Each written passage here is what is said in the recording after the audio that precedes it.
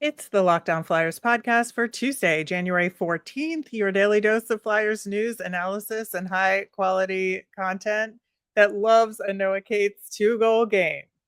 Interesting night at the old barn now. Huh.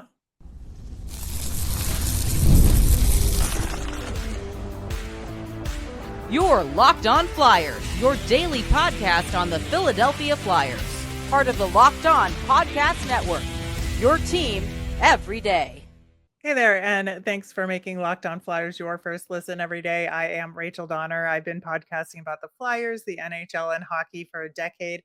I'm here with prospect expert and Flyers credentialed reporter for 19 years, Russ Cohen. You can keep the season going with a big return on FanDuel. New customers can place a $5 bet. You'll get started with $200 in bonus bets if you win that first $5 bet. Visit fanduel.com to get started. And to keep up with our latest episodes and Flyers news, you can find us at Locked On Flyers on all your favorite socials. And of course, here on the Locked On Podcast Network, your team every day. Russ, you just alluded to the new arena that should be coming about 2031, so they say. We are going to dig a lot more into that on tomorrow's show because we've got so much to talk about tonight, including Flyers versus Panthers. We've got a preview of the Columbus game and Phantoms Tuesday as well. For Flyers versus Panthers, Sam Ersson was in net again. We'll talk about his performance that had ebbs and flows for sure. Ollie Lixell stayed in. Joel Farabee out a second game in a row. We talked about maybe he should come back in against Columbus. So I think that's the pin in that, right? Yep, it's tracking for that for sure. Yeah, so we'll see. I think, one of the more interesting aspects of this game, well, I think two of them, Sam Ersson in net, I think he had a pretty terrible first period. Awful. Right. Both goals, I think, were preventable. The second one, definitely, more so than the first. And I think that, Ersson really did turn things around in that game. I think that was really important for him to do. It was. I mean, he battled, and there's no question he turned it around. There were some moments, believe me. I mean that, but he did. He turned it around, so I'll give him credit for that. Yeah, absolutely. Even post-game torts was like, enough's enough with the goaltending. It just has to perform, and that's what it is. And right. I think that that is honestly the right sentiment to have at this point. It's probably the only one you can have at the moment. Yeah, I thought, first off, the power play here, 2 power play goals, 2 games in a row. And, I don't want to call it, a pattern yet because it's 2 games. But at the same time, I really thought it looked a lot better in this game than it has, even more so than the Ducks game, I would say, especially given the opponent, right? Yeah, I think it did look better. Jamie Drysdale had a little more confidence. That helped. He had some points. They were definitely going to the net more. I mean, Bob was out of position on one of them badly, but the other one was a really good goal. So, I mean, them scoring on the power play is just a bonus anyhow. So that's kind of the way I look at it. So I do think it was a lot better, and it helped that Drysdale has more confidence and is playing better. Yeah, absolutely. And that was one of the big questions that we had going into this game is, were guys like Drysdale going to have the confidence like built off the previous game where he did so well coming into this one? And I would say absolutely. I think, Drysdale had a rough first period, as did many of the Flyers. Yeah, a lot of them did. Right. And so I think everybody got it together, but him especially. And your point about that power play goal, you saw him not just hang around on the blue line. He skated in, dished the puck off, and then Michkov tapped it to Frost, for it to go in. And that's exactly the kind of play we want to see from Drysdale on the power play. Yeah, no question. I'll tell you, I was in the Florida room and Reinhardt spoke. And the interesting thing was, and I agree with him on this, I do think they got away from their game, and I think Hathaway helped them get away from their game. I do think he was getting under their skin early in the second, and I do think that changed things a little. I think they got Tkachuk a little too feisty on that, and so I do think that was a positive for the Flyers. Like, that actually worked out, so that was good. I'm going to defend Morgan Frost here. I don't care that he had a turnover that, like, you know, and it's funny because now the coaches conditioned fans to think, oh, yeah, he had a turnover. He's bad. Get him out of town. Like, I'll get texts like that. But the goalie score was tremendous. So it's like, which one do you want? There are no perfect players in hockey. I mean, there's a few, and that's it. So guys are going to make some mistakes. I mean, look, Noah Cates was making plenty of offensive mistakes for a lot of this year and has rebounded from it. And, that goal that he had that was off a defensive play was tremendous. So Yep. I think if you gave Frost the same leash as Noah Cates, which is probably impossible from this coach, I think you would see something similar. I think so. And I really thought that Frost had a mostly good game. He did. And as almost nobody had a good first period for No. the Philadelphia Flyers. So I think you kind of got to put that to the side and say, okay, Yeah. as a team, they got it together. Frost played generally well. I think that line that he's on now with Konechny and Tippett is working out pretty well for the Yes. moment. It still puts Michkov, I think, twisting in the wind a little bit. It but does. He's getting points on the power play, so at least there's that. And yeah, it's not helping him 5-on-5. I agree. But right now, I guess they'll figure that out. right. And I think, as far as the other guys who had particularly good games against Anaheim, Michkov was one of them. So we saw him continue, on the power play, which is good. Right. Ryan Poehling, I think, also had a good game. Yeah, he's kicked it despite up a getting the notch. goal taken away from him because it definitely was not him. Right. Right. But still, he was there, and it's good to be there. And I do think he's kicked it up a notch, and so that's good for him. He needed to. Yeah, absolutely. And I think that, they did a good job of adjusting to Bobrovsky and net and Yes. figuring it out as the game went on. I thought that, there were definitely some moments, especially that, aforementioned Frost giveaway. But I do think they handled the 5-on-6 pretty well. Actually, this is the overall. best they've done in a while on that. So I'll definitely give them high marks for that. I would say 2-3 minutes before that, it got a little scrambly when Ersson lost his stick. But, Right. but it worked out. So that's fine. Yeah, and then I would just say, looking at the first period and maybe something that continued into the rest of the game a little bit too much for my liking, but again, I feel like it's nitpicky for the latter half of the game.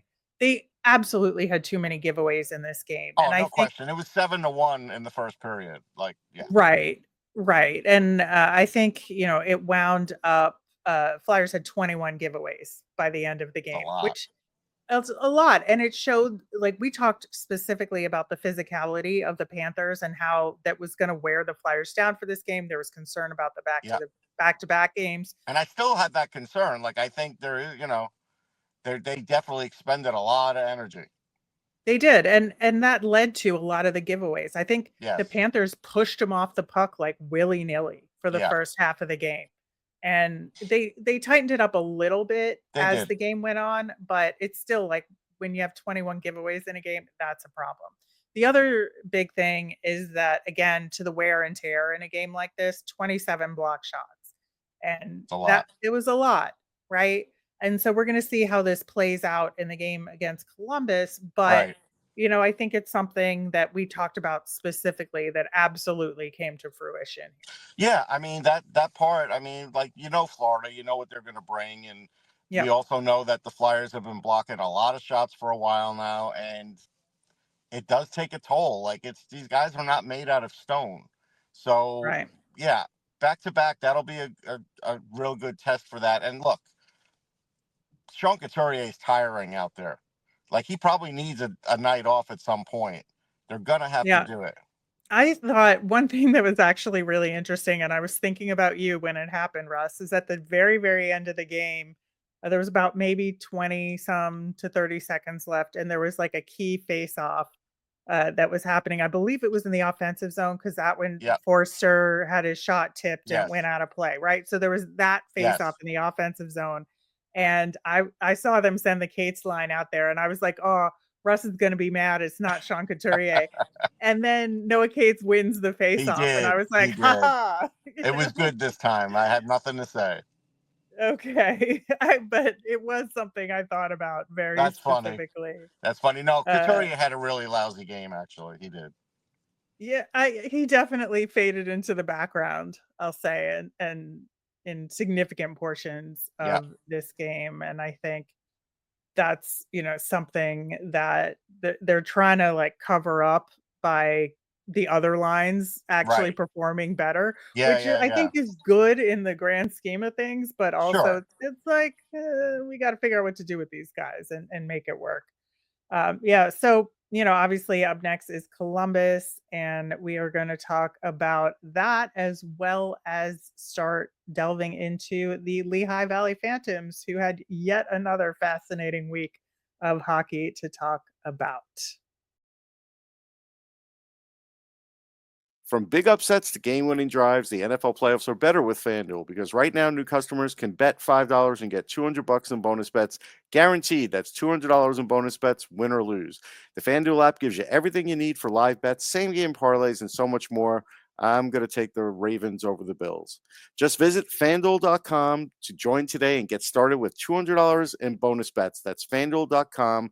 Make this NFL season unforgettable with FanDuel, an official sportsbook partner of the NFL. On tomorrow's show, we will, of course, recap the Flyers versus Blue Jackets game that we are about to preview for you. We're going to have more arena talk. Plus, we're going to look at the official quarter century teams and your list that you had in our comments. So excited for that. If you've got your lists or questions about the Flyers, let us know from social at Locked On Flyers. You can email us at lockedonflyers@gmail or comment on our YouTube channel. The Columbus Blue Jackets are a very good team right now. It's a Oh, little yeah. scary. This is game 3 of 4 matchups this season. The Flyers won 5-3 and 5-4 in December, but again, this Columbus team is a little bit different now.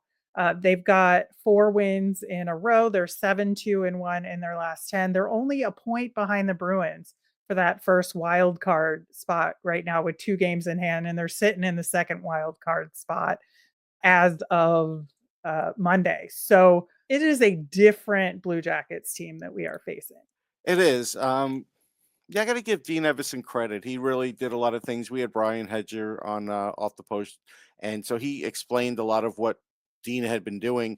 He changed like personal pictures in the lockers to team pictures. Like he's really done a lot to get the team concept in there. And even when the tragedy struck with Johnny Gaudreau, they had guys like Sean Monahan who really kicked in with that. Now he might be hurt for this, I don't know.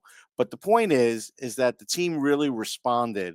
And also, their young players have kicked in, and Zach Werenski has stayed healthy. Those are all Yeah. big things for them. Right, and I think the Werenski thing, the fact that of all the injuries that they do have right now, Zach Werenski being healthy is the biggest surprise to me in a good Correct. way, Yes. for him, because he can make or break the blue line of that team, Oh, yeah. no question. I have seen some Ivan Provorov trade rumors out there, They're out but there. I don't know if they'll pull the trigger They on might not. They that. might resign him. It really depends on the price. Oddly enough, one of the joking things of that interview was, Hedger said he's playing as a lefty on the right-hand side, and he's playing really well. I said he had a lot of practice with that in Philly. Yep, He had a coach there that kind of forced him into it, and we all had a big chuckle absolutely. over that. But it's happening to him again, and he's used to it. Yeah, and right now, they do have significant injuries.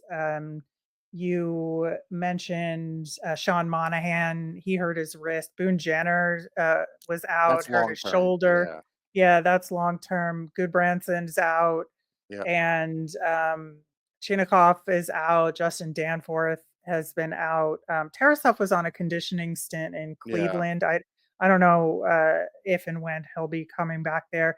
Zach Aston Reese, who they just re-signed to a 1-year contract extension, blocked a shot in their game on Saturday, left the game. He was not in practice Monday, so we'll see what He'll probably happens play. That's with probably a him. maintenance day. Yeah, they called it a maintenance day, but just because he left the previous game, there Sure. was a little bit of a question there. But I think that given that Columbus is home in this scenario and they're kind of firing on all cylinders, this should be a really tough game. Uh, Columbus also, they're ninth in the NHL on the power play, which is pretty dangerous. Yeah, you want to keep the cannon shots to a minimum. Yes. If they fire 5 times, you probably lost. That's my that's my hard assessment here. But guys like Kirill Marchenko, you really have to watch him. Johnson is finally playing like Hmm. he was expected to be. They still have enough, and Werenski is scoring goals again.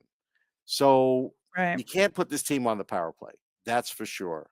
And that's a big thing, but also coming off of what's going to be a punishing game against Florida physically, regardless of the outcome of that game and knowing that they're already a little beat up, this is going to be one where they might have to change the way they play it. They might not want to send everybody deep all the time if they're down a goal to try and get that goal back. They might want to play it a little more conservatively here because they just might not have the energy. Yeah. And, Columbus has been scoring a lot of goals this Yes. season. They have 6 or more goals 10 times this season. That is a lot of games with a lot of goals for them.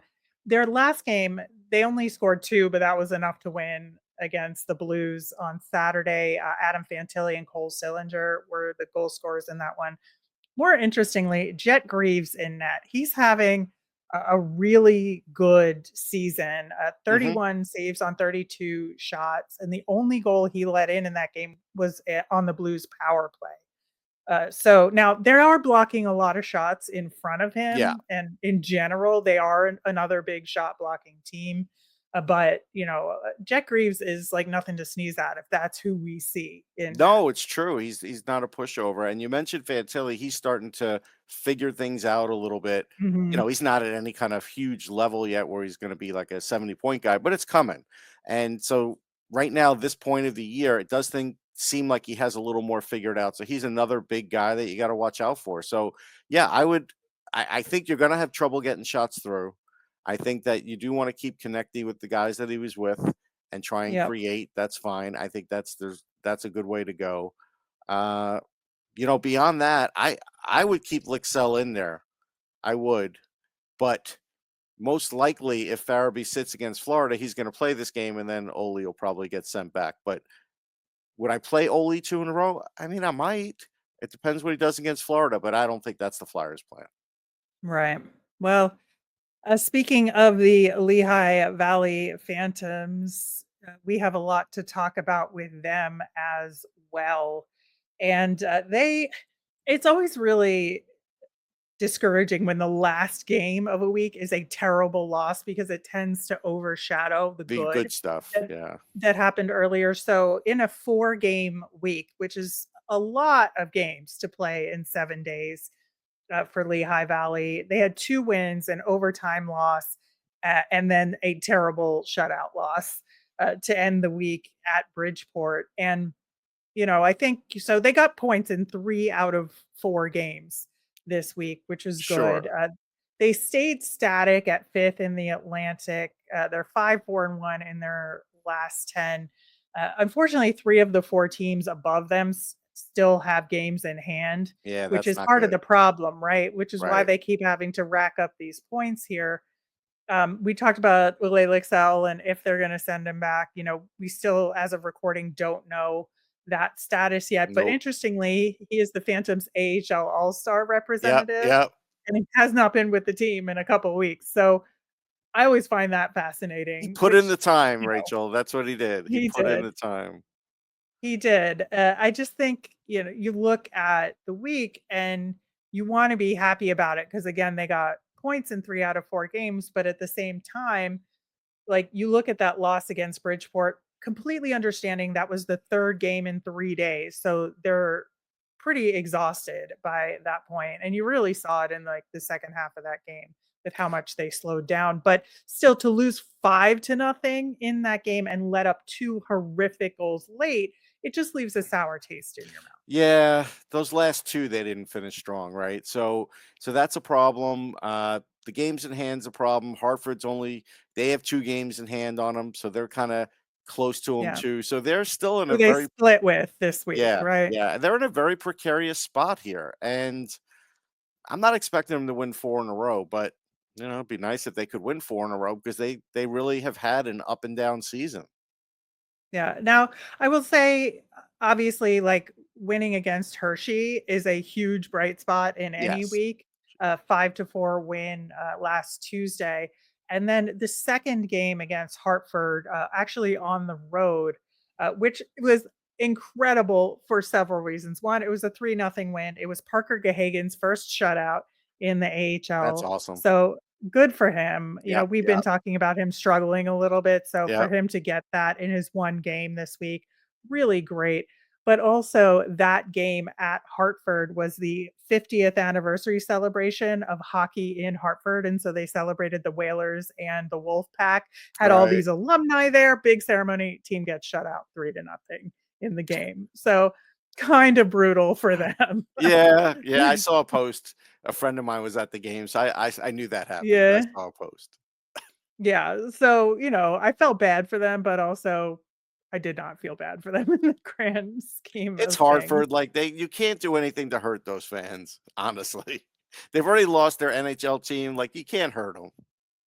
Yeah, now conversely, in that loss to Bridgeport, Bridgeport's the worst team in the league and the worst goalie with the worst save percentage. He's the worst regular goalie, save percentage in the AHL. He got his first shutout in that 5-0 game. So, you win some, you If lose we're some on happy that for front, but Gahagan, we have to say, "Hey, a guy for this guy," to be fair. yeah. But there's a lot to talk about in terms of the individual players on that team, and how it's looking overall.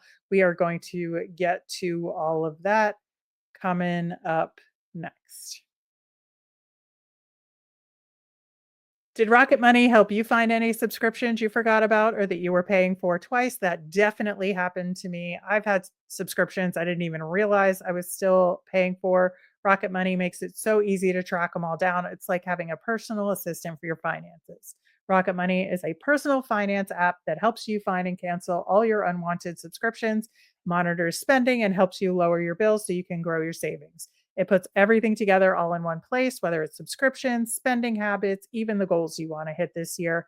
Rocket Money has over 5 million users and has saved a total of 500 million in canceled subscriptions, saving members up to $740 a year each when using all of the app's premium features, including that subscription tracker to help cancel services you no longer use.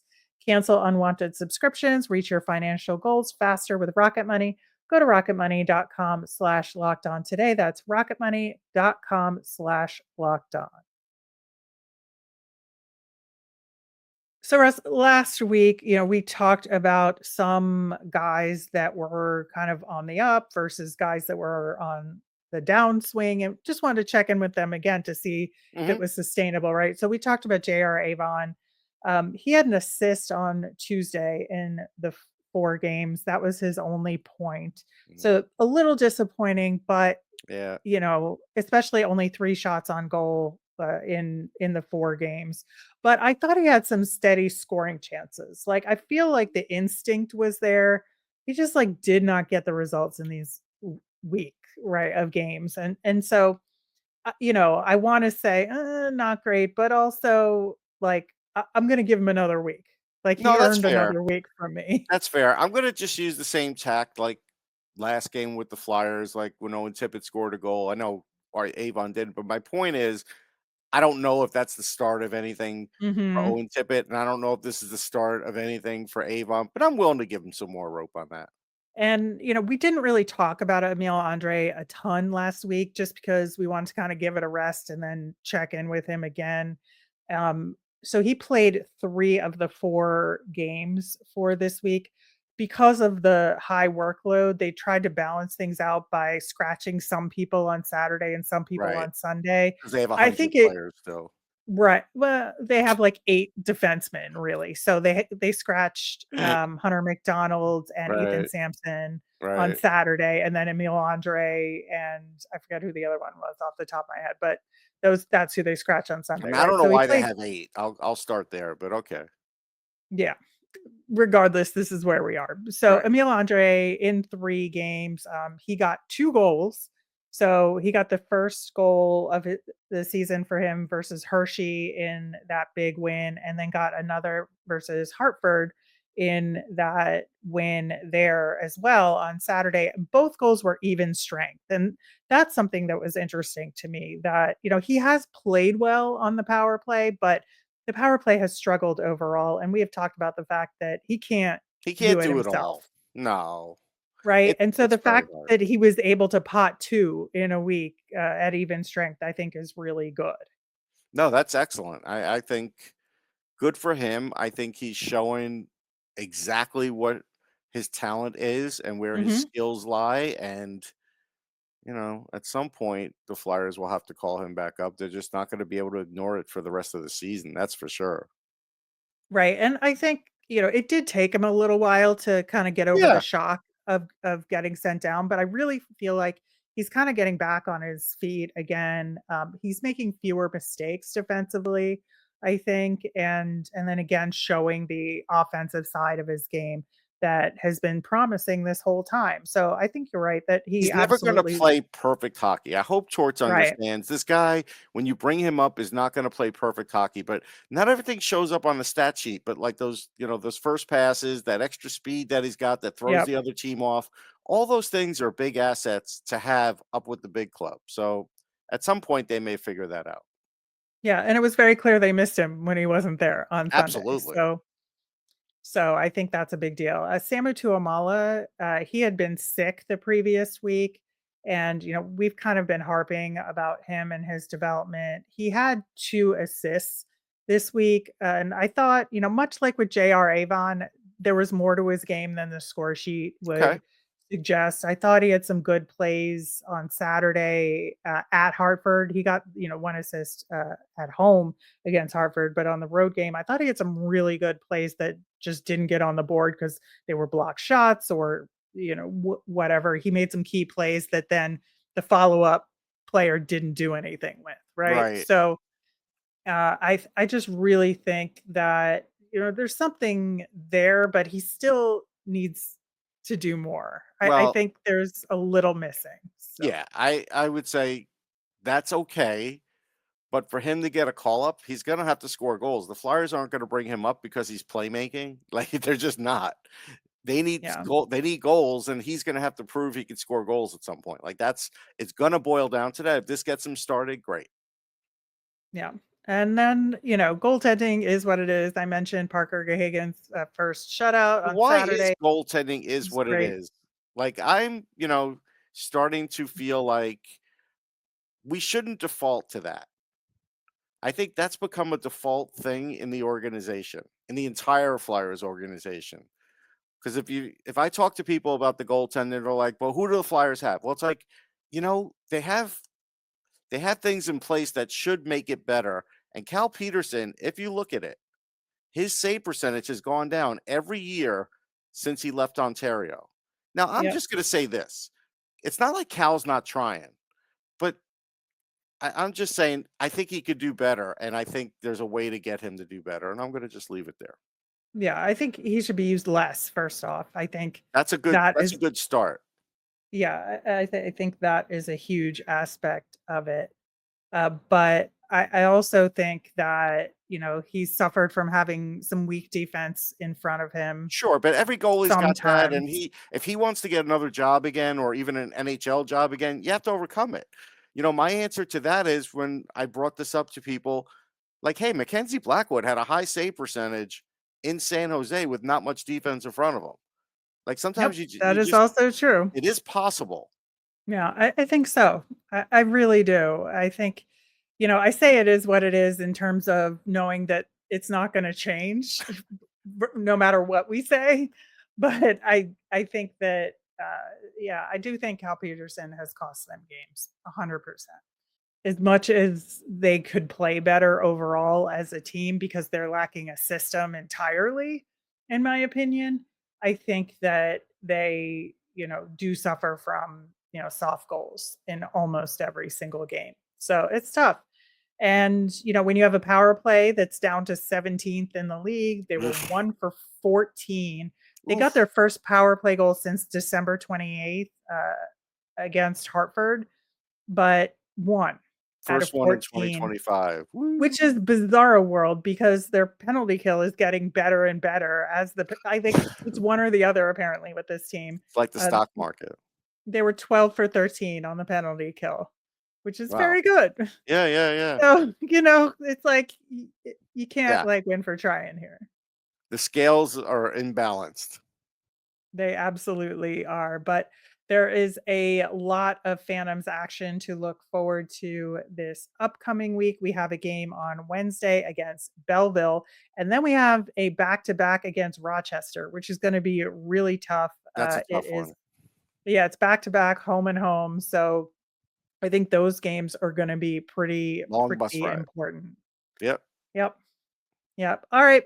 That will do it for today's show. We will be back tomorrow to talk more about the arenas. We are going to talk quarter century team and answer your mailbag questions. So make sure you get those in. You can email us at lockedonflyers@gmail. Let us know on any of our socials at lockedonflyers or comment on our YouTube channel. I'm Rachel. I'm on Blue Sky and Twitter at rmiriam. That's RMIRIAM. I'm Russ. I'm at Sportsology on the same socials, SPORTSOLOGY. Thanks for making Locked On Flyers your first listen. For your next listen, find Locked On Fantasy Hockey. Become a fantasy hockey expert. Get the edge over league mates with daily tips from Steal and Flip. Find Locked On Fantasy Hockey on YouTube or wherever you listen to podcasts. Have a great day, everyone.